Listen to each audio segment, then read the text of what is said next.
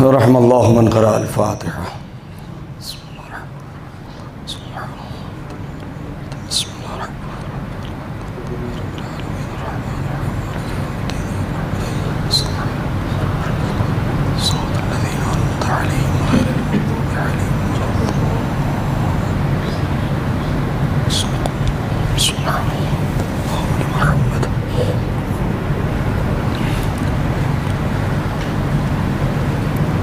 لا حول ولا قوة إلا بالله العلي العظيم. حسبنا الله ونعم الوكيل، نعم المولى ونعم النصير. أعوذ بالله السميع العليم من الشيطان اللعين الرجيم. بسم الله الرحمن الرحيم. الحمد لله الذي لم يتخذ صاحبة ولا ولدا ولم يكن له شريك في الملك ولم يكن له ولي من الذل وكبره تكبيرا. اللهم صل على محمد وعلى محمد. والصلاة والسلام والتحية والإكرام على النبي الأمي المكي المدني القرشي الهاشمي الأبطحي سيدنا ومولانا ومقتدانا وهادينا أبي القاسم محمد.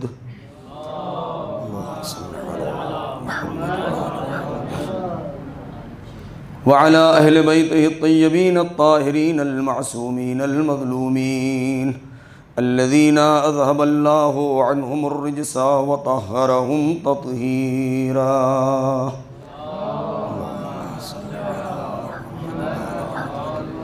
سلام على آل طه وياسين ولعنة الله على أعدائهم أجمعين من الآن إلى يوم الدين. أما بعد، قال الله الحكيم في كتابه الكريم. بسم الله الرحمن الرحيم. من المؤمنين رجال صدقوا ما عاهدوا الله عليه فمنهم من قضى نحبه ومنهم من ينتظر وما بدلوا تبديلا. صلوات پڑھیں بر محمد و آل محمد.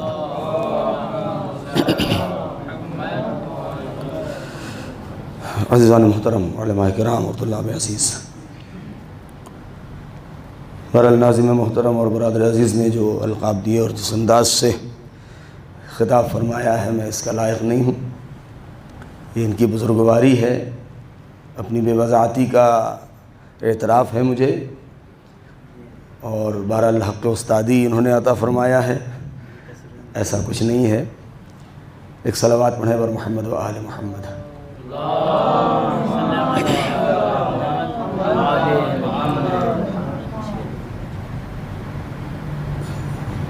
آیہ کریمہ کے ذیل میں جو آپ حضرات سے ہم کلام ہونے کا شرف ملا،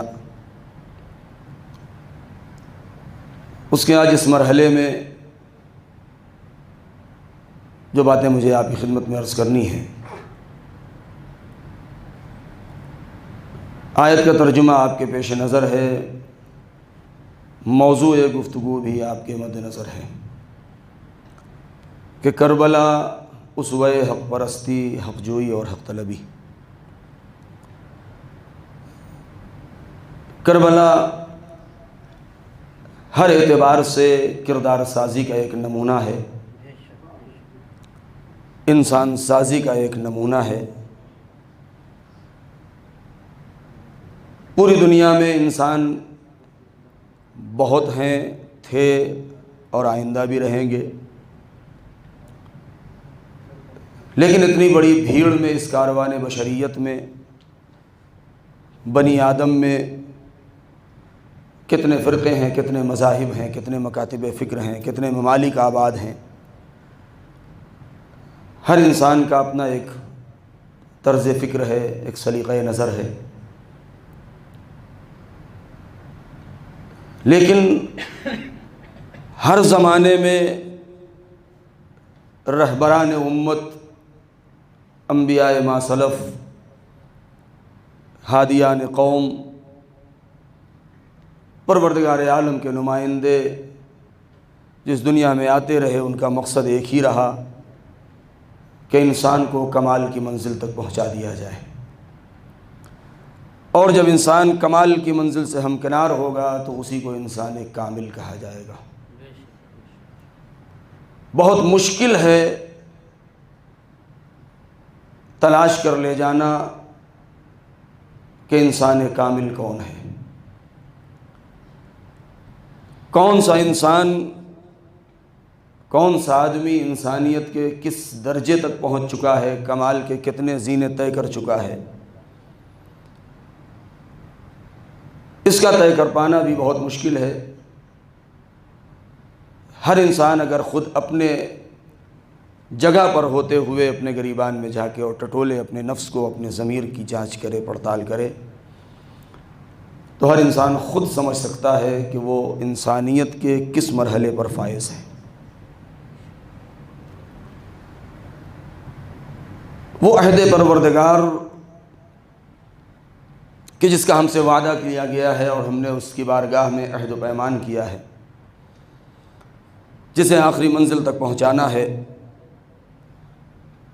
خوشا نصیب وہ افراد کہ جنہیں انسان کامل کی سند مل چکی ہے اور اس عہد و پیمان کو آخری منزل تک پہنچا چکے ہیں، اور ہم انتظار میں ہیں کہ وہ مراحل طے ہوں اور ہم بھی اس منزل پر فائز ہوں۔ کتنا بڑا احسان ہے کربلا والوں کا، کتنا بڑا کرم ہے سید الشہداء کا کہ ہم اپنے طور پر، ہر انسان اپنے طور پر جانتا ہے، بخوبی جانتا ہے واقعات کربلا کو سننے کے بعد۔ ہم بھی سمجھتے ہیں، آپ بھی سمجھتے ہیں، دنیا کا ہر فرد اس چیز کو سمجھتا ہے کہ کربلا والوں کا مقابلہ کسی سے نہیں کیا جا سکتا، لیکن اس کے باوجود بھی کتنا بڑا احسان ہے ہمارے مولا اور آقا کا کہ انہوں نے ہمیں اس گروہ میں شامل ہونے کے لیے، اب اس سے زیادہ کرم اور کیا ہوگا کہ امام نے یہی کہہ دیا کہ ہمیں معلوم ہے، تمہیں بھی معلوم ہے، ہمیں بھی معلوم ہے کہ تم ہمارے ان 72 کا مقابلہ نہیں کر سکتے، وہاں تک نہیں پہنچ سکتے، ہم بھی جانتے ہیں، تم بھی جانتے ہو، مگر تم اپنی زبان سے صرف اتنا کہہ دو کہ یا لیتنی کننا معکم فنفوز فوزا عظیما، ہم تمہارے اسی قول کو قبول کر لیں گے۔ اب اس سے بڑا احسان اور کرم اور کیا ہوگا، اور اس سے زیادہ آسانی اور کیا ہوگی ہمارے لیے۔ بہت سے ایسے واقعات علماء کی سیرت ہمارے اور آپ کی نگاہوں کے سامنے ہیں کہ جنہوں نے، وہ واقعات مجھے نہیں پڑھنا، آپ جانتے ہیں کہ جنہوں نے یہ تمنا کی کہ کاش کہ ہم بھی ہوتے تو سعید و زہیر کی طریقے سے تیر کو روکتے، اور پھر ان کا انجام کیا ہوا آپ جانتے ہیں۔ لیکن امام نے مرحلہ امتحان میں بھی نہیں رکھا کہ اتنے سخت امتحان سے ہم کو گزرنا پڑے۔ لہذا کربلا اسوہ ہے، نمونہ ہے، اور وہ عہد و پیمان الہی کہ جو انبیاء کرام، ائمہ طاہرین علیہم السلام، دیکھیں عہد و پیمان میں بھی فرق ہے۔ بس یہاں سے میں گریز کر کے اپنی بات کو کہنا چاہوں گا۔ ہر انسان سے پروردگار عالم نے، کل جو میں نے کہا تھا کہ کچھ عقلی عہد و پیمان ہیں، کچھ فطری عہد و پیمان ہیں، لیکن ہر ایک کے عہد و پیمان میں اور قول و قرار میں فرق ہے۔ عام انسانوں سے پروردگار عالم نے اس کی وسعت، اس کی استطاعت اور اس کی تاب و توان و طاقت و توانائی کے اعتبار سے عہد و پیمان لیا ہے۔ انبیاء ما سلف ہیں، انبیاء کرام ہیں، سید المرسلین ہیں، اولو العزم پیغمبران ہیں، ان سے جو عہد و پیمان لیا ہے وہ ان کے دائرے کے اعتبار سے اور ان کی استطاعت کے اعتبار سے عہد و پیمان لیا ہے۔ لہذا جو عہد و پیمان ہے وہ یہ کہ اس دنیا میں نظام الہی قائم ہو، نظام حق قائم ہو، طاغوت کا خاتمہ ہو، حق کا بول بالا ہو، اور اسی طاغوت کے خاتمے کے لیے، حق کا بول بالا اور پرچار کرنے کے لیے انبیاء کرام کا سلسلہ شروع کیا ہے۔ اور پروردگار عالم اب یہاں سے جو بات ہے وہ یہ ہے کہ حکومت قرآن مجید میں ہم اور آپ پڑھتے آئے ہیں لن یجعل اللہ للکافرین علی المؤمنین سبیلا، کہ ہمیشہ حق حکومت اگر کسی کو حاصل ہے تو وہ مؤمنین کو، وہ نمائندگان پروردگار کو۔ تنگ نظری سے ذرا باہر نکلیں، اپنی نگاہ میں وسعت ڈالیں، اپنی فکر کو تھوڑا وسیع کریں۔ ایسا نہیں ہے کہ انبیاء کرام اور ائمہ طاہرین علیہم السلام جو آئے تو ان کا مقصد صرف اتنا رہا ہو کہ لوگوں کو عبادت کا سلیقہ سکھا دیں اور نماز سکھا دیں اور روزہ سکھا دیں اور دین کی کتاب جو آئی ہے، آسمانی کتابیں جو نازل ہوئی ہیں، بس اس کی تلاوت کرنا سکھا دیں۔ نہیں، یہ انسان کے زندگی کا ایک چھوٹا سا گوشہ ہے، ورنہ انسان کی زندگی کے جتنے بھی گوشہائے حیات جو کچھ بھی ہے، ہر ایک مرحلے میں انسان کو کمال کی منزل پر پہنچا دینا یہی نمائندگان پروردگار کا وظیفہ اور ذمہ داری رہی ہے۔ جب یہی وظیفہ اور ذمہ داری ہے تو اس کے لیے حکومت ضروری ہے، سلطنت ضروری ہے، مملکت ضروری ہے، خلافت ضروری ہے اور سیاست بھی ضروری ہے۔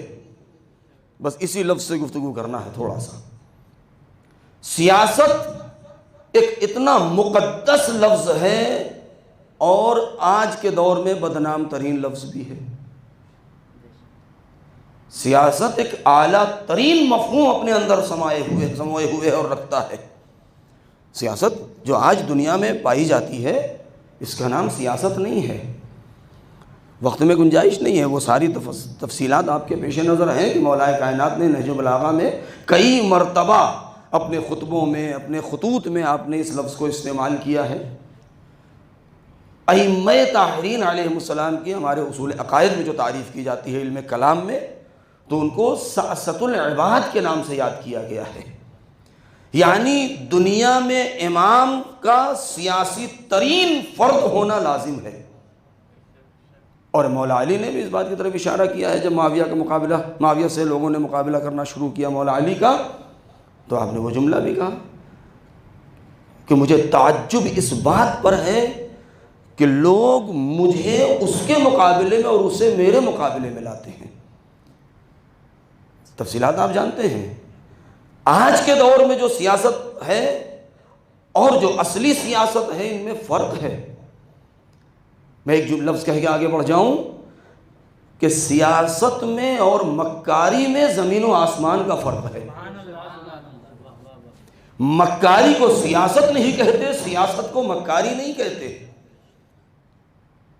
سیاست انسان کو کمال کی منزل پر پہنچانے کے لیے ہے، مکاری انسان کو اس کمال کی منزل سے گرا کے قعر مذلت پہ ڈھکیل دینے کا نام ہے۔ دونوں میں بہت بڑا فرق ہے۔ لہذا اگر ہم تھوڑی سی تمہید ہے، بس زیادہ نہیں، اسی سیاست کو اگر ہم ذرا سا سمجھنے کی کوشش کریں تو آج کے جو زمانے میں جو پائے جاتے ہیں اس پیرائے میں اگر ہم ڈھال دیں، اور پروردگار عالم نے بھی جس کی تائید کی ہے وہ کیا ہے کہ سیاست کے معمولاً انسانی زندگی میں معمولاً 3 مراحل آتے ہیں۔ بہت جلدی میں بات کہہ کے گزر جانا چاہتا ہوں تاکہ ہم کربلا کے اس معرکے کو سمجھ سکیں کہ ایک طرف بس صرف اسی بات کو بیان کرنا ہے کہ ایک طرف اگر ہم کربلا کے میدان کو دیکھیں اور وہاں کی جو سیاست تھی دیکھیں تو ایک طرف وہ سیاست ہے کہ جو الہی سیاست ہے اور ایک طرف وہ سیاست ہے جو شیطانی سیاست ہے۔ یہ دونوں چیزیں کربلا کے میدان میں واضح ہیں۔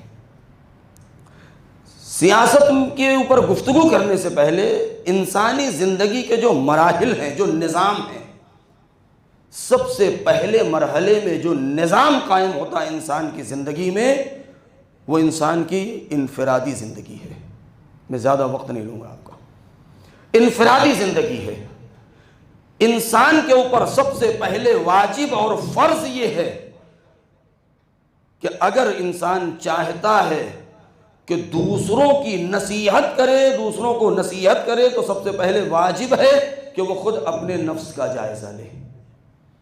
لہذا انسان کے اوپر جو سب سے پہلی چیز لازم ہے وہ یہ ہے کہ انسان اپنی اصلاح کرے، اپنے نفس کا جائزہ لے، اپنے کو سدھارے، اپنے کردار کو آراستہ کرے، اپنے اخلاق کو سنوارے اور اس کے بعد اپنے نفس کو پاک و پاکیزہ اور طیب و طاہر بنائے۔ کیوں؟ اس لیے کہ جب تک انسان اپنے نفس کے اوپر قابو نہیں پا سکتا ہے تب تک دوسروں کے اوپر قابو نہیں پائے گا۔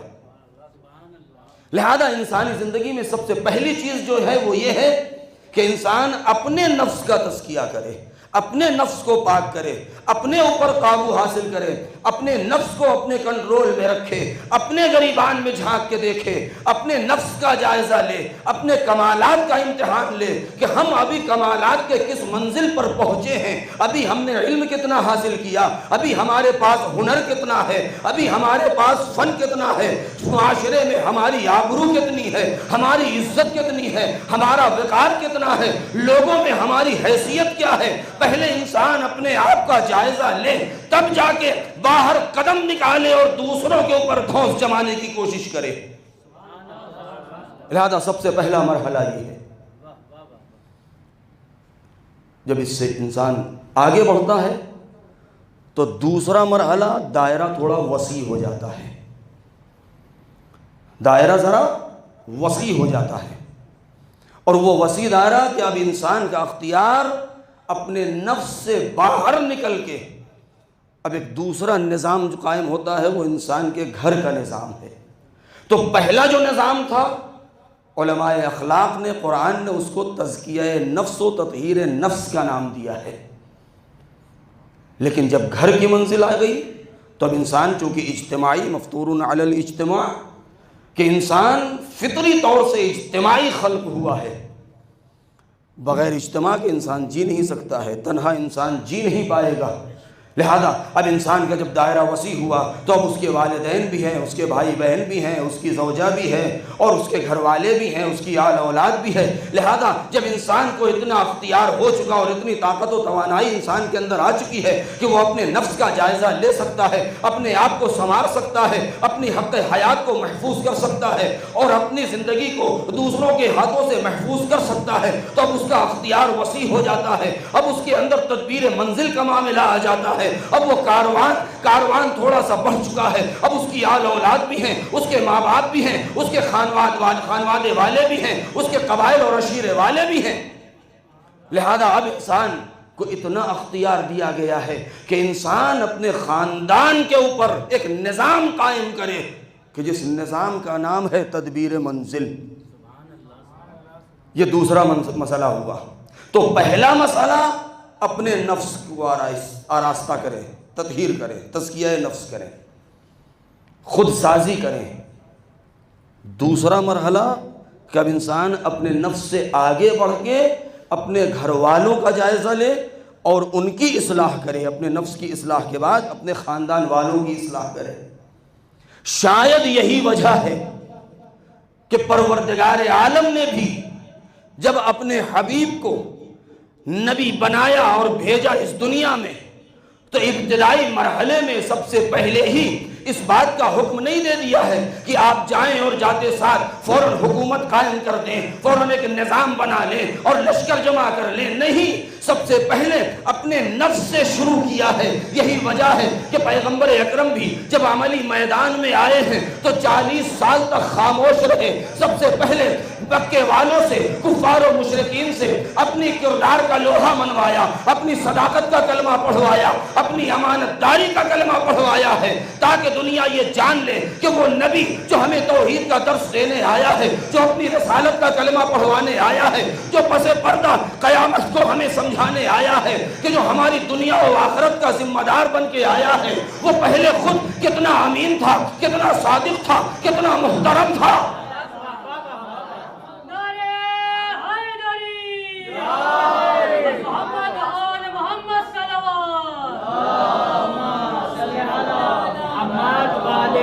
شاید یہی وجہ ہے، میں نے ایک جملہ کبھی اس سے پہلے ایک مجلس میں کہا تھا، اب بات آ گئی ہے اس لیے میں تکرار کرنا چاہتا ہوں کہ اگر ہم نبی کی حیات کا جائزہ لیں تو آج معاشرے میں جب کسی انسان کو جب کوئی نالائق نکل جاتا ہے، تو جب ماں باپ کے قابو میں نہیں آ پاتا ہے اور وہ اپنے دوستوں سے، احباب سے معاشرے میں شکایت کرتے پھرتے ہیں، یا معاشرے کے لوگ جب باپ باپ سے شکایت کرتے ہیں کہ تمہارا بیٹا جوان ہو گیا ہے، وہ نالائق ہے، وہ ظالم ہے، وہ اراذل و اوباش ہے، تو فوراً لوگ جواب میں کیا کہتے ہیں کہ یہ تو سماج کا اثر ہے، یہ تو معاشرے کا اثر ہے۔ بہت توجہ چاہتا ہوں، یہ معاشرے کا اثر ہے، یہ سماج کا اثر ہے، لیکن پروردگار عالم نے اس چیز کو پہلے ہی باطل قرار دے دیا ہے کہ کل دنیا یہ نہ کہنے پائے کہ کسی کے اوپر معاشرے کا اثر ہوتا ہے، سماج کا اثر ہوتا ہے۔ اگر انسان کا نفس طیب و طاہر ہے، انسان اگر خود چاہ لے تو نہ معاشرے کا اثر ہوگا، نہ سماج کا اثر ہوگا، نہ ماحول کا اثر ہوگا۔ اور اس کو ثابت کرنے کے لیے یہی وجہ ہے کہ پیغمبر اکرم کو پروردگار عالم نے ایسے ماحول میں بھیجا ہے کہ جہاں کسی قسم کی کوئی اچھائی نہ تھی۔ مکہ بدترین علاقہ تھا، بدترین نقطہ تھا، جہاں شرک بھی تھا، کفر بھی تھا، نفاق بھی تھا، چوری بھی تھی، ڈکیتی بھی تھی، جھوٹ بولنا بھی تھا، شراب نوشی بھی تھی، ایک دوسرے کا گلا کاٹنا بھی تھا، صدیوں جنگیں چلتی رہتی تھی۔ ایسے ماحول میں پیغمبر اکرم کو بھیجا، 40 سال تک اظہار نبوت نہ کر کے بدترین ماحول میں نبی نے جب بہترین کردار پیش کیا، تب دنیا یہ کہہ سکتی ہے کہ ان کے اوپر ماحول کا اثر نہیں ہو سکتا۔ صلوات پڑھیں بر محمد و آل محمد۔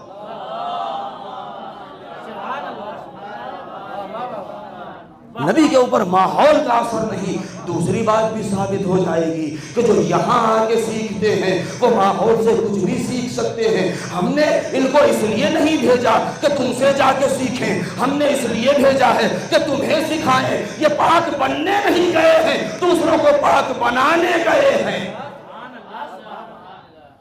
لہذا 40 سال تک نبی نے اپنی کردار، اپنی صداقت کا لوہا منوایا، اور جب اس مرحلے سے آگے بڑھے تو اب پروردگار عالم نے دوسرے مرحلے میں قدم رکھا۔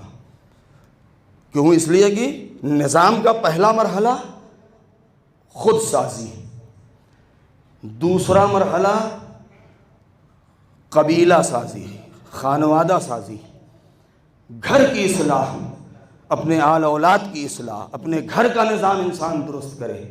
جب وہ اس کے اوپر بھی کامیاب ہو جائے تب تیسرے مرحلے میں کہ اب انسان کے اندر اتنی صلاحیت ہے کہ اب گھر سے باہر نکل کے کسی شہر یا کسی ملک کا نظام سنبھال سکتا ہے یا دنیا کا نظام سنبھال سکتا ہے۔ جو اپنے ہی اصلاح نہ کر پائے وہ دوسروں کی اصلاح کیا کرے گا؟ جو خود ہی بھٹکا ہوا ہو وہ دوسروں کو راستہ کیا دکھائے گا؟ جو خود دوسروں کی ٹھوکروں میں پڑا ہو وہ دوسروں کو ٹھوکروں سے کیا بچائے گا؟ جو خود ہی ذلیل ہو وہ دوسروں کو عزت کرنا کیا سکھائے گا؟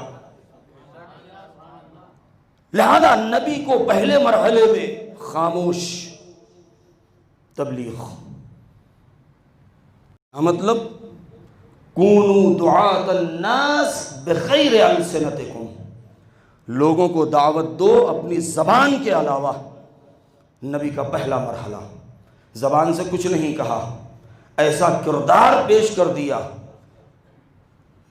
اب یہاں پر ایک جملہ یاد آ گیا، میں کہہ دوں کہ پیغمبر میں محمد اور آل محمد کا سب سے بڑا جو کمال ہے وہ یہی ہے کہ دشمن کے اندر اتنی جرأت تو ہے کہ گلا کاٹ دے، مگر آج تک تاریخ میں کسی کے اندر اتنی ہمت نہ پیدا ہوئی جو محمد و آل محمد کے دامن کردار پر انگلی اٹھا سکے۔ لہذا اب دوسرے مرحلے میں جب قدم رکھا تو آواز دیا، وانذر عشیرتک الاقربین، عشیرتک الاقربین۔ اے میرے حبیب، آپ نے اپنے نفس کا مظاہرہ کر دیا، اب آپ اپنے قرابت داروں کو ڈرائیے، اب آپ اپنے گھر والوں کی اصلاح کیجئے۔ لہذا نبی نے گھر والوں کی اصلاح کرنا شروع کیا۔ اب وہ واقعہ آپ جانتے ہیں، بہتر جانتے ہیں واقعہ ذو العشیرہ کا، کہ کیسے کیسے افراد موجود تھے کہ جنہوں نے نبی کو آغوش میں کھلایا ہو، جنہوں نے نبی کا بچپنا بھی دیکھا ہو، نوجوانی بھی دیکھی ہو، جوانی بھی دیکھی ہو، شادی سے پہلے کے حالات بھی دیکھے ہوں، شادی کے بعد کے حالات بھی دیکھے ہوں۔ 40 سال تک جس نے نبی کو آگے سے پیچھے سے دائیں سے بائیں سے ہر اعتبار سے دیکھا ہو، جس نے نبی سے ایک کر کے اولا اور ایک غلطی بھی نہ دیکھی ہو، جب نبی کچھ کہہ رہے ہیں تو نبی کو کبھی جادوگر کہہ رہے، کبھی مجنون کہہ رہے، کبھی دیوانہ کہہ رہے ہیں، کبھی شاعر کہہ رہے ہیں، یہ گھر والے ہیں۔ لیکن نبی نے اس مرحلے میں بھی، بہت توجہ چاہوں گا، نبی نے اس مرحلے میں بھی اس کامیابی کا مظاہرہ کیا ہے اور اس منزل پر فائز ہوئے کہ انفرادی صورت میں اپنے نفس کا کلمہ پڑھوائے، اپنی طہارت کا، اپنی صداقت کا، اپنی امانت داری کا، اور جب وانذر عشیرتک الاقربین کا حکم آیا تو نبی اس مرحلے میں، اور جب اس مرحلے کو بھی نبی نے سر کر لیا ہے تو اب اگلا مرحلہ آتا ہے کہ اے نبی اب آپ نے خاندان والوں کی اصلاح بھی کر دی ہے۔ بہت توجہ چاہوں گا، اب یہاں پر ٹھہر کے ایک جملہ کہنے کا دل چاہتا ہے کہ پیغمبر اکرم کا دائرہ کار، ان کا دائرہ اختیار اور ان کا تصرف صرف اپنے گھر والوں پہ ہی محدود نہیں تھا۔ اگر نبی کے کارنامے کو دیکھنا ہے تو نبی کے کارناموں کے ساتھ میں جب نبی کا ذکر ہوگا تو نبی کے اہل بیت کا ذکر کرنا بھی واجب ہوگا، اور جب نبی کے اہل بیت کا تذکرہ ہوگا تو نبی کے اصحاب کا تذکرہ بھی کرنا ہوگا، اس لیے کہ جب تک ان تینوں کا تذکرہ نہیں ہوگا تب تک نہ نبی کی محنتوں کا اندازہ ہم لگا سکتے ہیں، نہ ان کے کردار کا اندازہ لگا سکتے ہیں، نہ ان کی کامیابی اور اس کے نتیجے کا اندازہ لگا سکتے ہیں۔ اس لیے کہ پہلا مرحلہ تزکیہ نفس کرنا، دوسرا مرحلہ معاشرے میں، تیسرا مرحلہ یہ ہے کہ نظام عالم کو سنبھالنا، اور نظام عالم کو جب سنبھالنا ہے تو بہرحال اس کے جو بھی اصول اور جو بھی ارکان ہیں اس کی لازم ہے، ضروری ہے۔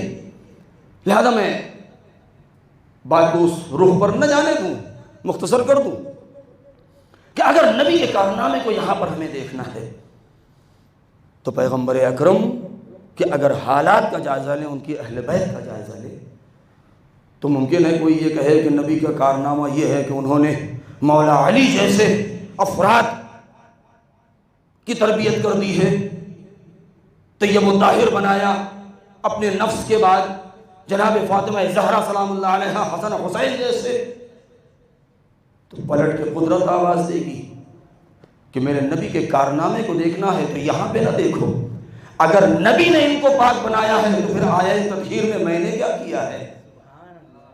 اس لیے کہ پروردگار عالم کا بھی ایک وظیفہ اور ایک ذمہ داری ہے۔ اگر نبی کے کارنامے کو دیکھنا ہے تو اصحاب کا تذکرہ کریں، تب ان کی محنتوں کا اندازہ ہوگا کہ نبی کا کارنامہ اور ان کی محنت وہ ہے کہ نبی نے سلمان بنا دیا، بوذر بنا دیا، مقداد بنا دیا، عمار بنا دیا۔ اگر نبی کے کارناموں کو دیکھنا ہے تو اصحاب اجلہ کو دیکھو، ان کے کردار اور سیرت کو دیکھنا ہے تو اہل نبی کے کردار کو دیکھو۔ لہذا یہ دوسرا مرحلہ۔ تیسرا مرحلہ کہ اگر انسان اس مرحلے سے بھی کامیاب نکل جائے، اور تیسرے مرحلے میں کہ اسے کسی ملک کا یا شہر کا یا کہیں کا والی بنا دیا جائے اور اس کے نظام اس کے ہاتھ میں آ جائے، تو اس کے لیے کیا ضروری ہے کہ جب تک انسان اپنی اصلاح نہیں کرے گا خاندان کی اصلاح نہیں کر سکتا، جب تک خاندان کی اصلاح نہیں کرے گا تب تک معاشرے کی اصلاح نہیں کر سکتا۔ لہذا ضرورت اس بات کی ہے کہ معاشرے کی اصلاح کرنے کے لیے، نظام سیاست قائم کرنے کے لیے انسان کو اس سے پہلے اپنے خاندان کی سیاست کو صحیح کرنا ہوگا، خاندان سے پہلے اپنے نفس کی اصلاح کرنا پڑے گا۔ اب یہاں پر آنے کے بعد وہ جملہ کہنا چاہتا ہوں کہ اگر انسان کسی موڑ پر ایسے مرحلے پر آ جائے کہ انسان کو اس بات کا اختیار دے دیا جائے کہ تمہارے سامنے دو طریقے کے افراد موجود ہیں، کچھ وہ ہیں کہ جنہوں نے اپنے نفس کو پاکیزہ بنا لیا، کچھ وہ ہیں کہ جنہوں نے اپنے نفس کو پاکیزہ نہیں بنایا ہے، تو بتاؤ کہ تم نظام کائنات کس کے حوالے کرو گے؟ بہت توجہ کہ تم نظام کائنات کس کے حوالے کرو گے؟ اگر ایک طرف وہ افراد ہو، دیکھیں یہاں پر جو میں نے کہا تھا کہ عہد عقلی ہے کہ عقل سے بھی وعدہ لیا ہے پروردگار عالم نے، فطرت بشر سے بھی وعدہ لیا ہے پروردگار عالم نے کہ انسان اپنے اس عقلی وعدے کے اوپر بھی قائم رہے، اپنے اس فطری وعدے کے اوپر بھی قائم رہے۔ فطرت بشر کا تقاضا بھی ہے، عقل انسانیت کا تقاضا بھی یہ ہے کہ اگر دو انسان ہو، ایک اچھا ہو ایک برا ہو، تو ہر صاحب عقل، ہر فطرت سلیم رکھنے والا انسان اچھے ہی انسان کو اپنا ذمہ دار قرار دے گا، کسی برے انسان کو اپنا ذمہ دار قرار نہیں دے گا۔ اگر ایک ہی موقع پر تمہیں دو افراد ایسے مل جائیں جو دونوں حاکمیت کا دعویٰ کر رہے ہوں، سلطنت کا دعویٰ کر رہے ہوں، حکومت کا دعویٰ کر رہے ہوں، خلافت کا دعویٰ کر رہے ہوں، تو بتاؤ نظام سیاست کا دعویٰ کرنے والے ان دو افراد میں سے تم کس کو انتخاب کرو گے؟ آیا اس کو انتخاب کرو گے جس کا نفس گندا ہے، یا اس کو انتخاب کرو گے جس کا نفس طیب و طاہر ہے؟ تم اس کا انتخاب کرو گے، بہت توجہ، تم اس کا انتخاب کرو گے کہ جو ہمیشہ سے کفر و نفاق کے دلدل میں پھنسا رہا ہو، جس کے ایمان و اسلام کا کچھ پتہ نہ رہا ہو، یا اس کا انتخاب کرو گے کہ جو آغوش نبی میں جب آنکھیں کھول رہا ہے تو ایمان کل بن کے آ رہا ہے؟ تم اس کا انتخاب کرو گے کہ جو کفر و نفاق میں ہمیشہ سے شامل رہا، جس کے ایمان کا پتہ ہے، نہ کفر کا پتہ ہے نہ اسلام کا پتہ ہے، یا تم اس کا انتخاب کرو گے کہ جس کی محبت، جس کی دشمنی، جس کی عداوت اور جس کی محبت کفر، نفاق اور ایمان کی علامت بن جائے؟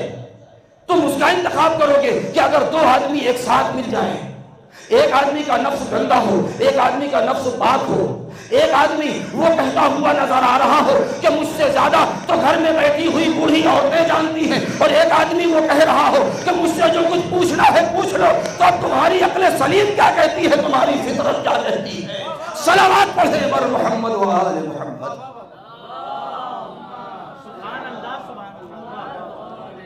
لہذا ضرورت ہے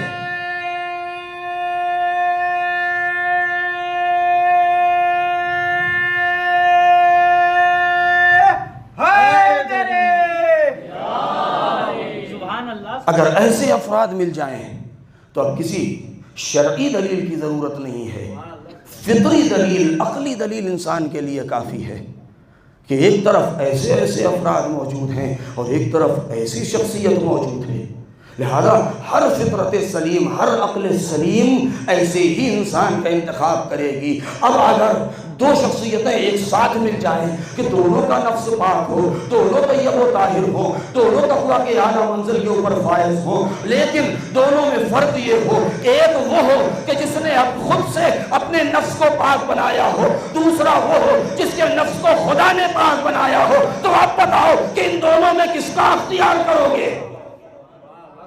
لہذا ہر عقل بشری یہی کہے گی، ہر فطرت سلیم یہ کہے گی کہ ہم اس کا انتخاب کریں گے کہ جس کی طہارت کی ذمہ داری خدا نے لیا ہے، اس لیے کہ جو خود سے تزکیہ نفس کرتا ہے اس کے اندر خامی رہ جاتی ہے، لیکن جس کو خدا نے طیب و طاہر بنایا ہے اس کے عصمت میں کسی قسم کی کوئی کمی نہیں۔ شاید یہی وجہ ہے کہ نظام کائنات جب پروردگار نے کسی کے حوالے کیا تو سب سے پہلے جو چیز دیکھی وہ عصمتی کردار دیکھا ہے۔ نظام عالم کو سمجھنے کے لیے عصمتی کردار کا ہونا ضروری ہے۔ جب عصمتی کردار ہوگا تب جا کے پروردگار عالم اتنے بڑے نظام کو اس کے حوالے کرے گا۔ اب دنیا یہ نہ کہے کہ صرف ایک ہی نفس کو پروردگار نے کیوں خرید لیا ہے، دوسرے نفس کو کیوں نہیں خریدا۔ نفس نفس کی بات ہوتی ہے، پروردگار عالم کی مرضی مقابلے میں ہے۔ ہر نفس اس لائق نہیں ہوتا کہ خدا کی مرضی اس کے مقابلے میں آ سکے، لہذا یہ ہے نظام۔ اب یہاں سے وہ اصلی بات جہاں پہنچنا ہے مجھے کہ کربلا کو سمجھنا ہے ہمیں۔ لہذا سیاست جو اپنائی ہے پیغمبر اکرم نے، مولائے کائنات نے، امام حسن مجتبیٰ نے، سرکار سید الشہداء نے، اور وہ سیاست جو اپنائی ہے ابو سفیان نے، ابو سفیان کے بعد کے لوگوں نے، وہ 2-3 مرحلوں نے جو رسول کے بعد آئے ہیں، زبردستی خلافت پر قبضہ کیا ہے، اور اس کے بعد یزید کے باپ نے اور خود یزید نے لہذا ان دونوں طرف کی سیاستوں کو دیکھتے چلے جائیں تو کربلا کی حقانیت اور کربلا کا اسوہ بننا، حق طلبی، حق جوئی اور ہر پرستی کا مادہ کدھر اجاگر ہے اور کدھر باطل پرستی ہے، یہ بالکل صاف واضح ہو جائے گا اگر ہم ابتدا سے نظر کریں۔ پیغمبر اکرم کی جو سیاست رہی ہے بہت تفصیل ہے، مدتیں گزر جائیں گی اس کے اوپر گفتگو کرنے میں، لیکن صرف ایک دو نمونے۔ پیغمبر اکرم مکے سے کس انداز سے نکالے گئے وہ تاریخ آپ کے مد نظر ہے۔ ستایا گیا، پریشان کیا گیا، 3 سال سے لے کر کے 5 سال تک وہ شعب ابی طالب میں کیسی کیسی مصیبتیں برداشت کی ہیں کہ جو انسان پڑھ لے اس کے رونگٹے کھڑے ہو جائیں، انسان برداشت نہیں کر سکتا۔ اور اس مکے میں اپنا عزیز وطن چھوڑ کے نبی کو جانا پڑا۔ نبی مدینے چلے گئے اور مدینے جانے کے بعد 6 سال کے بعد، جب 6 سال کے بعد نبی مکے جا رہے ہیں، اب وہ ساری بحثیں آپ کے مد نظر ہیں کہ سن 2 ہجری میں جنگ بدر ہوئی، پھر جنگ احد ہوئی، پھر خندق ہوئی، پھر خیبر ہوئی، اور اس کے بعد جب نبی اپنے وطن جا رہے ہیں، کسی دوسرے کے گھر نہیں جا رہے ہیں، تو مکے والوں نے روک دیا، منع کر دیا کہ آپ کو مکے میں داخل نہیں ہونے دیا جائے گا۔ یہاں تک کہ دروازے مکہ پر کھڑے رہے اپنے ساتھیوں کے ساتھ، لیکن ابو سفیان نے آنے نہیں دیا۔ یہی وہ مرحلہ ہے کہ جہاں پر نبی خاموش ہیں، ان کا ارادہ مسلمانوں کے ساتھ یہ ہے کہ وہ طواف کر لیں خانہ خدا کا، واپس چلے جائیں، لیکن ابو سفیان اور مشرکین مکہ ان کو اندر آنے نہیں دے رہے ہیں، اور یہ شرط کر رہے ہیں کہ نہیں، ہم آپ کو مکے میں داخل نہیں ہونے دیں گے۔ دوسری طرف اب نام لینا ضروری نہیں، اشارہ آپ سمجھ ہی گئے ہوں گے، ایسے ایسے افراد اور سورما اور جیالے موجود ہیں کہ جن کو بہت موٹے موٹے قلم سے ان کا نام لکھا گیا تاریخ میں، کہ ہمارے استاد کا وہ جملہ ہے کہ وہ اتنے بہادر اور اتنے جلی تھے اور جری تھے کہ ان کی، میں شاید جملہ کہا تھا کہ ان کی زندگی کا سارا کمال کیا تھا، اس دن میں نے شاید کہا تھا کہ نہ دشمن کے بدن پر خراش لگائی، نہ اپنے بدن پر خراش آنے دی۔ ایسے افراد ہیں کہ جب دیکھ رہے ہیں کہ جب نبی بدر میں، احد میں، خیبر میں، خندق میں جب جنگ کے لیے گئے ہیں تو تلوار نیام سے نکل نہیں رہی ہے، اور جہاں نبی طواف کرنے جا رہے وہاں بار بار ہاتھ قبضہ شمشیر پر جاتا ہے، یا رسول اللہ اجازت دیجئے ہم حملہ کر لیں۔ عجیب مظاہرہ شجاعت ہے، عجیب مظاہرہ شجاعت ہے۔ نبی جنگ کے لیے نہیں گئے، طواف کرنے گئے ہیں۔ اور اس کے بعد کیا ہوا کہ مشرکین مکہ آئے اور انہوں نے نبی سے صلح ہو گئی، اور صلح نامے پر جو شروط، جو میمورنڈم لکھا گیا، جو قطنامہ تیار کیا گیا، وہاں اس پر جو شرائط لکھی گئی وہ بڑی عجیب و غریب ہیں۔ شرائط میں کیا ہے؟ ایک کہ آپ بغیر حج کیے یہاں سے واپس چلے جائیں، بغیر طواف کیے واپس چلے جائیں گے۔ نبی نے کہا ہمیں منظور ہے۔ لوگ حیرت میں دیکھ رہے ہیں، وہی سب سورما جو ایسے ایسے تھے وہ نبی کے چہرے کو دیکھ رہے ہیں کہ نبی دبے جا رہے ہیں۔ تمہارا کوئی آدمی ہمارے قبضے میں آ گیا تو ہم اسے چھوڑیں گے نہیں، ہمارا کوئی آدمی تمہارے اختیار میں چلا گیا، اسیر بن گیا، تو آپ اس کو چھوڑ دیں گے۔ نبی نے کہا یہ بھی ہمیں منظور ہے۔ پھر لوگ اینڈ گئے۔ تیسری عجیب شرط کہ آپ اپنے نام کے آگے سے رسول اللہ ہٹا دیں۔ نبی نے کہا وہ بھی ہمیں منظور ہے۔ اور ایسے ایسے افراد کہ جن کو زندگی میں کبھی کسی بات کے اوپر یقین آیا ہی نہیں تھا، وہاں اپنے شک کا اظہار بھی کر بیٹھا کہ ہمیں تو ایسا شک ہوا کہ جو کبھی زندگی میں ایسا شک ہی نہیں ہوا تھا۔ ارے اسے یقین ہی کب ہوا تھا کہ جو آج پہلی بار شک ہو رہا ہو۔ ایک صلوات پڑھیں ور محمد وعلہ۔ لہذا نبی نے یہ ساری شرطیں مان لی اور مکے سے واپس چلے گئے، مکے سے واپس چلے گئے۔ شرط کیا تھی کہ کوئی بھی یہودی آئے مکے میں ہم آنے دیں گے، کوئی بھی عیسائی آئے ہم آنے دیں گے، کوئی بھی کافر آئے ہم آنے دیں گے، کوئی مشرک چاہے تو مکے میں آ جائے، کوئی پابندی نہیں ہے، کسی پر کوئی پابندی نہیں، ساری پابندی رسول کے اوپر ہے، ساری پابندی مسلمانوں کے اوپر ہے۔ اس لیے تو ان کو اس بات سے خطرہ تھا کہ کہیں وہ یہاں آ نہ جائے اور اسلام کا بول بالا نہ ہو جائے اور کہیں ہمارے مذہب کا بطلان ثابت نہ ہو جائے۔ لہذا ابو سفیان جیسے بت پرست افراد نبی کو مکے میں برداشت نہیں کر رہے ہیں، نبی کو آنے کی اجازت نہیں۔ نبی نے کہا تو صحیح، آج تو ہم واپس جا رہے ہیں، لیکن کل جب پلٹ کے آئیں گے تب تاریخ لکھے گی اور دیکھنا کہ آج جس انداز سے تم ہمیں واپس بھیج رہے ہو کہ شان و شوکت سے کل ہم واپس آئیں گے۔ بہت توجہ۔ لہذا اب نبی واپس جا رہے ہیں، کیوں؟ اس لیے کہ مشرکین اور کافرین ہیں ان کو آنے نہیں دے رہے ہیں مکے میں، نبی ان کی ساری شرطیں مانے لے رہے ہیں، لہذا نبی واپس چلے گئے۔ جبکہ کفار نے یہ کہا بھی کہ آپ اس سال واپس چلے جائیے، جب اگلے سال آپ آئیں گے تو 3 دن کے لیے ہم مکے کو خالی کر دیں گے، آپ آرام سے طواف کیجئے گا، حج کیجئے گا۔ نبی نے سب مان لیا۔ ارے ان احمقوں کو کون سمجھائے کہ ابھی تھوڑے سے لوگ آئے ہیں، ابھی طواف کر لینے دو، کیونکہ کل جب آئیں گے تو ممکن ہے بڑا لشکر ہو۔ لیکن ان کے یہ بات سمجھ میں نہ آئی، اور جب 1 سال کے بعد نبی آئے، بہت توجہ، جب 1 سال کے بعد نبی آئے تو وہی افراد کہ جو نبی کو بھگا رہے تھے وہی نبی کا کلمہ پڑھتے نظر آئے۔ مشرکین نے کلمہ پڑھا، یہودی اسلام قبول کر رہے ہیں، عیسائی نبی کی رسالت کی گواہی دے رہے ہیں۔ نبی نے بغیر تلوار چلائے مکہ کو فتح کر کے بتا دیا کہ ہمیشہ اسلام کی فتح تلوار کے زور پر نہیں ہوتی ہے بلکہ سیاست مظلومیت کی زور پر بھی ہوتی ہے۔ صلوات پڑھیں بر محمد و آل محمد۔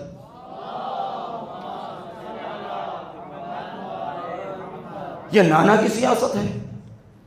مولائے کائنات جنگ بدر سے لے کر کے نہیں، جنگ ذوالعشیرہ سے لے کر کے، جب سے نصرت کا وعدہ کیا ہے تب سے لے کر کے آخر تک ہر معرکے میں ہر جگہ رسول کے سپر بنے رہے، ان کی حفاظت کرتے رہے۔ وقایت نفس پیغمبر ان کی ذمہ داری رہی ہے، چاہے شب ہجرت ہو، چاہے خیبر خندق اور احد میں تو خاص طور سے۔ لہذا نبی مولائے کائنات ہر قدم پر جاں فشانی کر رہے ہیں، قربانی دے رہے ہیں، تلوار چلا رہے ہیں، دشمنوں کا گلا کاٹ رہے ہیں، دشمنوں کو فنار کر رہے ہیں، لیکن مولا علی نے کبھی اپنی کامیابی کا اعلان نہ کیا۔ علی نے اپنی کامیابی کا اعلان اس وقت نہیں کیا کہ جب دشمن کو قتل کر رہے تھے، کامیابی کا اعلان اس وقت کیا کہ جب خود کے سر پر ضربت لگی، جب خود کے سر پر ضربت لگی۔ ورنہ وہ منظر کتنا عجیب منظر رہا ہوگا کہ جب یہ خلافت بھٹکتے بھٹکتے دائیں بائیں ہوتے ہوئے اور مولا علی کی چوکھٹ پہ آئی، سجدہ ریز ہو گئی۔ وہ خطبہ آپ دیکھیں کہ جس میں مولا نے اس چیز کو بیان کیا ہے کہ لوگ آ رہے ہیں، کہہ رہے ہیں کہ ہاتھ بڑھائیے، ہم بیعت کرنا چاہتے ہیں۔ مولا علی کہہ رہے ہیں تمہارے بیعت کی ہمیں کوئی ضرورت نہیں ہے، عقیلونی، چھوڑ دو ہمیں، چھوڑو، تم لوگ جاؤ جس کے پاس دل چاہے چلے جاؤ، ہمیں تمہاری حکومت کی ضرورت نہیں ہے۔ لیکن آخر میں جب حجت تمام ہو گئی تو مولا علی نے بیعت کر لی، بیعت لے لی لوگوں سے، اور لوگوں نے بیعت کر لی مولا کے ہاتھ پر۔ جناب ابن عباس سے جو وہ خطبہ منسوب ہے، خطبہ شقشقیہ، اس کے ایک ایک کلمات کو پڑھیں، کیا عجیب انداز سے بیان کیا ہے مولا نے۔ جب فرمایا کہ مولا کچھ بیان کیجئے تو آپ نے کیا کہا؟ لقد تقمص ابن ابی قحافہ وانه يعلم ان محلی منها محل القطب من الرحى ينحدر عني السيل ولا يرقى الي الطير۔ کتنا بہترین لفظ استعمال کیا ہے، شرحوں کو دیکھیں، شارحین نے اس لفظ تقمص کی جو تعریف کی ہے، ایک قمیص تقمیص ہے، پہن لیا، تقمص کے بدن پہ آ نہیں رہی ہے مگر زبردستی چبھا لیا، ٹھوس لیا۔ یعنی وہ کرتا جو کسی چھوٹے بھائی کا یا بڑے بھائی کا ہو، اپنے بدن پہ فٹ نہ آ رہا ہو اور اس کو زبردستی انسان پہن لے تو کیسا لگے گا۔ یہی حال خلافت کا ہوا۔ لقد تقمص ابن ابی قحافہ، کہ ابو قحافہ کے بیٹے نے قمیص خلافت کو زبردستی اپنے تن پر چڑھا لیا جبکہ اسے معلوم تھا کہ اس کے بدن پہ فٹ نہیں آ رہی ہے.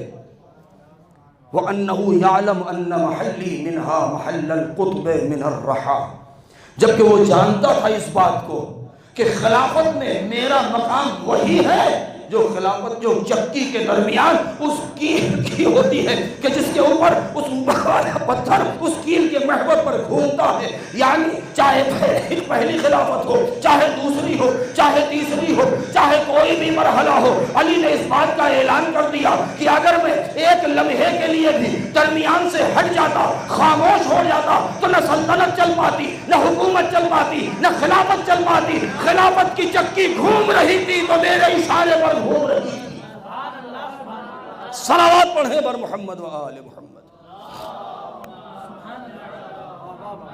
ينحدر عني السيل ولا يرقى إلي الطير. علم و عرفان کے چشمے ہماری وجود سے پھوٹتے ہیں، ہماری بلندی تک طائران فکر و خیالات کے بالوں پر پہنچ نہیں سکتے. لہذا مولائے کائنات کوفے کے بعد، یعنی کوفے میں جب آپ آئے، آپ نے سیاست مظلومیت خوارج کے مقابلے میں علی مظلوم رہے. لہذا جب سر پر ضربت لگی تو اپنی کامیابی کا اعلان کیا. یہ باپ ہیں امام حسین اسلام کے. ادھر یزید کے باپ کو دیکھیں، ادھر ابو سفیان کا ذکر ہو چکا، ادھر رسول کا، ادھر امام حسین کے باپ کا، ادھر یزید کا باپ. امام حسن علیہ السلام سے صلح ہونے کے بعد بس آخری مرحلہ ہے. جب وہ کوفے پہنچا ہے اور کوفے میں اس نے تقریر کیا ہے، خطبہ دیا ہے معاویہ نے، تو اس نے عجیب فقرہ کہا کہ یا اہل الکوفہ، اے کوفے والو، اے حسن کے ماننے والو، اے حسن کے اصحاب، اتنا یاد رکھنا، انی ما قاتلتکم لتصلوا وتصوموا وتزکوا وتحجوا. میں نے تم سے اس لیے قتال نہیں کیا ہے، جنگ نہیں کیا، تم پر حملہ نہیں کیا ہے کہ تم نماز پڑھنے لگو، روزہ رکھنے لگو، حج کرنے لگو، زکوٰۃ دینے لگو. بل انما قاتلتکم لان آمر علیکم، میں نے تو اس لیے حملہ کیا ہے اور تم سے قتال کیا ہے تاکہ تمہارے اوپر حکومت کر سکوں. لہذا ایک طرف ولایت کا جذبہ ہے، دوسری طرف حکومت کا جذبہ ہے. ایک طرف عبادتیں ہیں، دوسری طرف ظلم ہے. ایک طرف ظلم ہے، دوسری طرف صبر ہے. ایک طرف ظلم کی سیاست ہے، دوسری طرف صبر اور مظلومیت کی سیاست ہے. یہ تیسرا مرحلہ. اب خود یزید کے زمانے میں دیکھیں کہ حسین ابن علی جب یزید کے مقابلے میں آ رہے ہیں تو پہلے دن کا جملہ میرا، دوسرے دن کا جو میں نے کہا تھا کہ اگر حسین چاہتے تو 30,000 کے مقابلے میں لاکھوں کا مجمع اکٹھا کر سکتے تھے، لیکن حسین ہمیشہ وہی سیاست کو اپناتے رہے جو نانا نے استعمال کی، جو باپ نے استعمال کی، جو بھائی نے استعمال کی. یزید بھی وہی سیاست اپناتا رہا جو باپ نے استعمال کی، جو دادا نے استعمال کی. بہت توجہ چاہوں گا، وہی سیاست اپنائی. اور شاید یہی وجہ ہے کہ حسین ابن علی نے میدان کربلا میں اس بات کا اعلان کر دیا، اپنی شہادت کے بعد اس پوری تاریخ کو دہرا دیا اور آواز دی، ہو یزید تو غلط سمجھ رہا ہے، تو دھوکے میں رہ گیا. اتنا یاد رکھ، میں اپنے نانا اور اپنے بھائی کی سیرت پر قائم ہوں، تو اپنے باپ اور دادا کی سیرت پر قائم ہے، لیکن دونوں کا نتیجہ دیکھ لے کہ کیا ہونے والا ہے. میرا نتیجہ یہ ہوگا کہ میرا بیٹا قیدی بننے کے باوجود بھی تیرے ہاتھ پر بیعت نہ کرے گا، اور تیرا بیٹا حکومت پانے کے بعد بھی ٹھوکر مار دے گا. صلوات پڑھیں پر محمد و آل محمد. لہذا حسین نے بھی وہی سیرت اپنائی ہے. عجب نہیں دنیا کہے کہ آپ لشکر اکٹھا کر لیتے، یزید کے مقابلے میں قیام کر لیتے، کوفے والے آپ کے ساتھ ہو جاتے، بہت سے شام والے آپ کے ساتھ ہوتے، حجاز، مکہ، مدینہ، طائف، یثرب والے آپ کے ساتھ ہوتے. لیکن حسین نے آواز دی، نہیں، میں اپنے نانا کی سیرت پر قائم رہوں گا، اس لیے کہ نتیجہ دینا ہے. کل نانا جب مکے میں پہنچے ہیں 1 سال کے بعد، تو یہودیوں نے بھی کلمہ پڑھا، عیسائیوں نے بھی کلمہ پڑھا، مشرکین بھی اسلام لے آئے. حسین نے جب سیاست مظلومیت کو اختیار کیا ہے تو کربلا میں اس بات کو واضح کر دیا کہ اگر میں نے مظلومیت کی سیاست کو نہ اپنایا ہوتا، اپنے باپ اور نانا کی سیرت پر اگر میں قائم نہ رہتا، تو اتنا یاد رکھو عیسائیت سے ٹوٹ کے وہب نہ آتا، مشرکین سے ٹوٹ کے حر نہ آتا، اور اس باطل کے گروہ سے نکل کر ظہر قائم نہ آ جاتے۔ صلوات پڑھیں بر محمد و آل محمد۔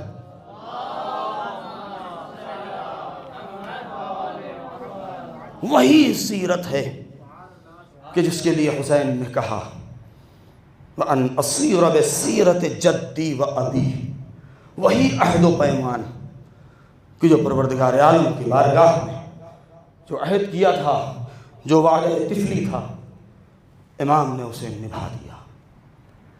بس عزاداروں، کربلا اسوہ حق پرستی، حق جوئی اور حق طلبی، درس آزادی، درس حریت، ایسے آزاد ہوئے کربلا والے کہ جنہوں نے بھی کربلا سے اپنا رشتہ جوڑ دیا، غلامی کا طوق ہمیشہ کے لیے ان کے گردن سے اتر گیا۔ کیسے جیالے تھے، کیسے بہادر تھے۔ جوانی ہے، عنفوان شباب ہے، شباب کی رعنائیاں ہیں، لیکن باپ کے سامنے کھڑے ہو کر کے جب باپ سے یہ سوال کیا کہ بابا جان آپ نے کلمہ استرجاع پڑھا انا للہ، تو امام نے کیا فرمایا؟ میرے لال، ابھی میری آنکھ لگ گئی تھی تو میرے کانوں تک یہ آواز پہنچی کہ یہ قافلہ آگے آگے جا رہا ہے، موت اس کے تعاقب میں ہے۔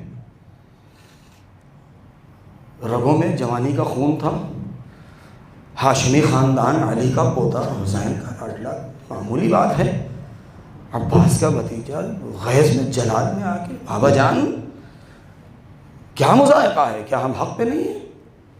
میرے لال، ہم حق پہ نہیں ہوں گے تو کون ہوگا؟ وہی جملہ مولا علی نے کیا فرمایا؟ انی لا ابالی بالموت۔ علی ابن ابی طالب موت کی پرواہ نہیں کرتا۔ ان علی ابن ابی طالب آنس بالموت من الطفل بثدی امہ، یہ علی کا جملہ ہے کہ علی موت سے اتنا آشنا ہے جتنا ایک بچہ شیرخوار اپنے ماں کے دودھ سے۔ علی اکبر نے جواب دیا کہ بابا جان پھر کیا، موت ہم پر آ پڑے یا ہم موت پر جا پڑے، ہمارا سلام ہو علی اکبر کے اس حوصلے پر۔ میں کہوں گا اے مولا، اے آقا، اے شہزادے، آپ نے اپنے باپ سے یہ بات تو کہہ دی لیکن کہیں ماں نہ سن لے، اس لیے کہ ماں کے دل میں جو تمنا ہے، جو آرزو ہے، جو امنگیں ہیں کہ میرا بیٹا جوان ہو رہا ہے، اس کے سر پر صحرا سجے گا، شبیہ رسول ہے۔ ہائے حسین کو کتنا سکون ملتا تھا اپنے بیٹے کو دیکھ کر کے،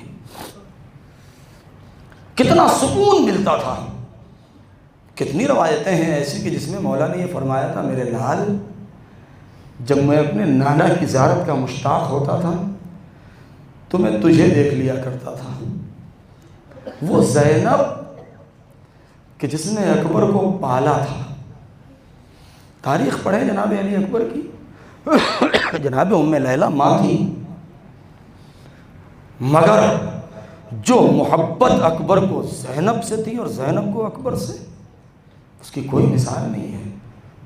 بعض لوگوں نے اس چیز کو لکھا ہے کہ جب جناب علی اکبر کی ولادت ہوئی اور جناب زینب پہنچی ہیں اور بچے کو گود میں لیا ہے، پھر نہیں اتارا، 18 سال تک زینب نے پالا ہے۔ اسی لیے رخصت کے وقت کہتے ہیں میرے لال، کیا تجھے اسی دن کے لیے 18 سال تک پالا تھا؟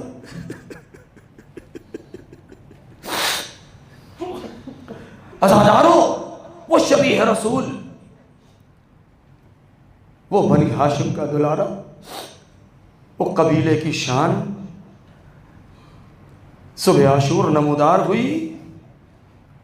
حسین نے سب سے پہلے اپنے لال علی اکبر کو آواز دی، میرے لال علی اکبر تقدم ولدی، میرے لال سب سے پہلے تم آگے بڑھو۔ اکبر نے اکبر کی صدائے اذان فضائے کربلا میں گونجی۔ ہائے، بیویوں نے دل پکڑ لیا ہوگا، زینب کو غشا گیا ہوگا، کتنے دنوں کے بعد اپنے نانا کی آواز سنی ہوگی۔ ہائے صبح عاشور، ادھر دو ہی آوازیں بلند ہوئی، ایک ادھر اذان کی آواز ہے اور ادھر طبل جنگ بجنا شروع ہوا۔ ادھر علی اکبر نے اللہ اکبر کہا، ادھر پسر سعد نے تیر کو چلے کمان میں جوڑا، خیام حسینی کی طرف رہا کیا۔ حسین نے اپنی حجت تمام کر دی کہ نبی کی آواز وہ فضائے کائنات میں گونج گئی کہ دشمن اگر بھول چکے ہیں تو کچھ تو ایسے ہوں گے کہ جو اس زمانے کو یاد ہو، جو اس زمانے کو یاد کر کے کم سے کم راہ راست پر آ جائیں، لیکن کسی کے اوپر کوئی اثر نہ ہوا۔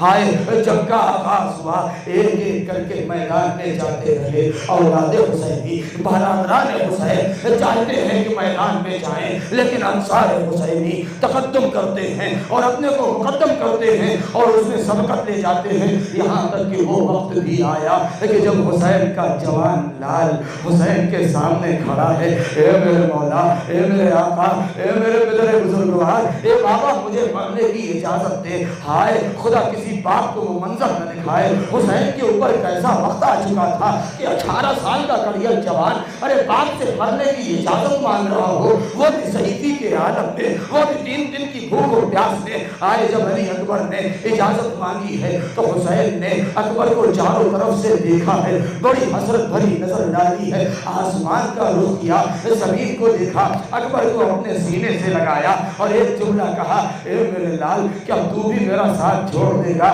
ارے تو میرے نانا کی نشانی ہے، جب میں اپنے نانا کی زیارت کرنا چاہتا تھا تو میں تجھے دیکھ لیا کرتا تھا۔ ہائے ہائے، اکبر ہاتھوں کو جوڑے کھڑے ہیں، اے بابا اجازت دے دیجئے۔ ہائے ہائے، ارے اکبر سے حسین نے کیا کہا؟ بہت روئیں گے عزیزوں۔ کہا اچھا میرے لال، اگر جانا ہی چاہتے ہو جاؤ خیمے میں، اپنی ماں سے اجازت لے لو، اپنی پھوپھی سے اجازت لے لو۔ ہائے، اکبر خیمے میں آئے اور آنے کے بعد بیویوں کو خدا حافظ کہا۔ ارے جیسے ہی اکبر کے اس رخصت آخر کی آواز بیویوں میں پہنچی ہے، ایک کو حرام مچ گیا۔ مقتل کربلا لکھتا ہے کہ اکبر کافی دیر کے بعد خیمے سے باہر نکلے، بیویوں نے کیا کہا؟ اے حسین کے بیٹے، اے نبی کی نشانی، ہائے ہم تو رویا صف بنا کے کھڑے ہو جاتے، تم ہمارے درمیان سے گزر جاؤ۔ اکبر صف کے درمیان سے گزر رہے ہیں، لیکن یہاں پر مقتل نے ایک فقرہ لکھا ہے اور وہ بڑا عجیب فقرہ ہے کہ 7 مرتبہ خیمے کا پردہ اٹھا اور 7 مرتبہ گرا، اور ہر مرتبہ اکبر ایک قدم خیمے کے باہر رکھتے تھے اور خیمے کے اندر رکھ لیتے تھے۔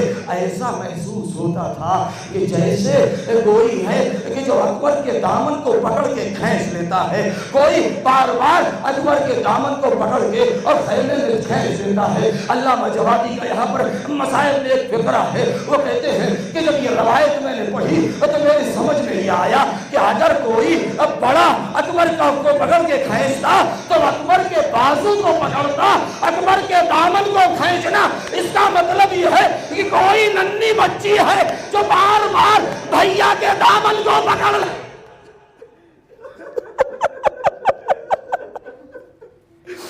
اے بھیا نہ جائیے، اے بھیا نہ جائیے۔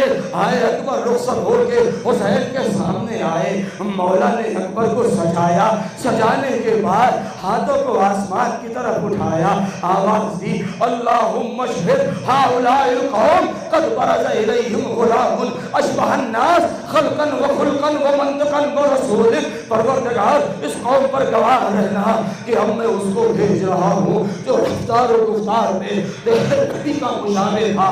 اکبر اکبر کو گھوڑے پر سوار کیا، حسین نے کلیجہ تھام لیا، ایک جملہ کہا، اے میرے لال جاؤ خدا حافظ و ناصر، مگر اتنا یاد رکھنا محلن محلہ ذرا دھیرے دھیرے جانا، اور اے اکبر جب تک میرا تیرا ساتھ رہے ارے مڑ مڑ کے دیکھتے رہنا۔ آئے اکبر جا رہے ہیں، مڑ مڑ کے دیکھتے جا رہے ہیں۔ ایک بار جو مڑ کے دیکھا تو کیا دیکھا، ارے ضعیف باپ کمر تھامے چلا آ رہا ہے۔ اکبر گھوڑے سے اتر گئے، اے بابا آپ نے تو رخصت کر دیا تھا۔ حسین نے کہا، اے میرے لال کاش کہ تم صاحب اولاد ہوتے تو اندازہ ہوتا کہ جوان کو موت کے منہ میں بھیجتے ہوئے ضعیف باپ کے دل کا کیا حال ہوتا ہے۔ اکبر رخصت ہوئے، ارے عظیم جنگ کی جنگ کرتے کرتے زخموں سے چور گھوڑے سے نیچے آئے، آواز دی، اے بابا مدد کو آئیے۔ ارے حسین دوڑے۔ میں ایک جملہ ہمیشہ پڑھتا ہوں کہ تاریخ کہتی ہے کہ جب حسین دوڑے ہیں تو چل نہ سکے، کئی مرتبہ منہ کے بل گر گئے۔ ہمیں نہیں معلوم کہ آخر یہ 18 سال کی موت میں ایسا کون سا اثر ہے کہ امام کے پاس قوت صبر بہت ہوتی ہے، مگر 2 مرتبہ کسی معصوم کو گرتے دیکھا ہے۔ پہلا معصوم تب گرا کہ جب چھوٹے چھوٹے حسن و حسین مدینے میں گھر میں آئے اور آگے کہا، بابا بابا ارے اماں دنیا سے گزر گئی، علی مسجد سے چلے ہیں مگر چل نہ سکے، ارے تیورا کے گر گئے۔ ایک بار کربلا میں جب 18 سال کے اکبر نے پکارا، حسین تیورا کے زمین پہ گر گئے۔ اکبر کے سرانے پہنچے، آستینوں کو الٹا، ارے نیزے کی علی کو پکڑا۔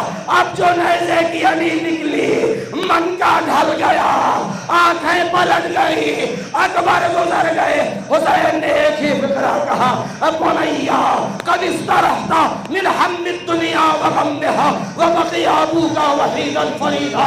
اے میرے لال ارے تجھے اس ہم و غم میں دنیا سے نجات مل گئی، تیرا باپ اس لڑگئے آدھا میں اکیلا ہے۔ میں ایک مرتبہ خیمے کا رخ کیا، یا فتیان بنی ہاشم احملوا، اے بچوں آؤ، جوان کی میت ضعیف باپ سے نہیں اٹھ رہی۔ واہ علی اکبرا، واہ حسینا، واہ عباسا، یا حسین یا حسین یا حسین یا حسین۔